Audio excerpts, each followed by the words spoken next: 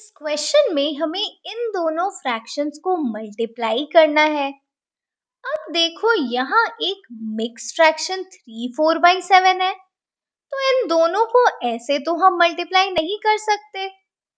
अब 3/4/7 को हम लिख सकते हैं 3+4/7।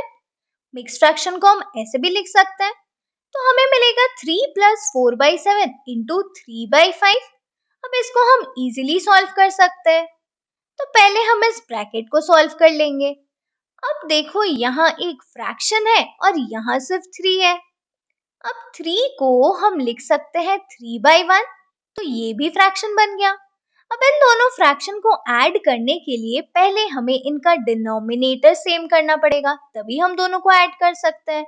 अब डिनोमिनेटर सेम करने के लिए हम करेंगे क्रॉस मल्टीप्लाई, तो हमें मिलेगा 3 इंटू 7 प्लस 4 के साथ मल्टीप्लाई होगा 1 और डिनोमिनेटर में आएगा इन दोनों का प्रोडक्ट विच इज 1 इंटू 7 और बाहर आ जाएगा इंटू 3/5। अब इन सबको मल्टीप्लाई करेंगे तो हमें मिलेगा 7 3 ज़ा 21 प्लस 4/7 इंटू 3/5। अब 21 प्लस 4 हो जाएगा 25, तो हमें मिल गया 25/7 इंटू 3/5। अब देखो यहाँ दो फ्रैक्शंस हैं और फ्रैक्शंस को मल्टीप्लाई करने के लिए हम न्यूमरेटर्स को साथ में मल्टीप्लाई करते हैं और डिनोमिनेटर्स को साथ में मल्टीप्लाई करते हैं।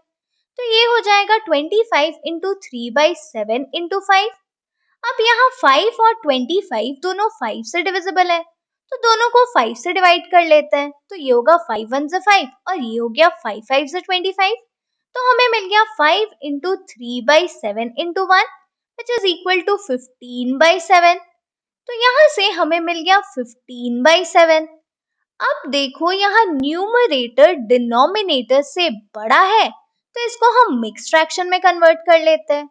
अब इसको मिक्स फ्रैक्शन में कन्वर्ट करने के लिए हम 15 को 7 से डिवाइड करेंगे, तो ये होगा 7 2 ज़ा 14 और रिमाइंडर आ गया 1।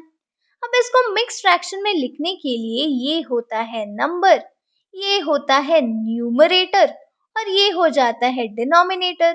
तो यहाँ से 15/7 हमें मिल गया 21/7।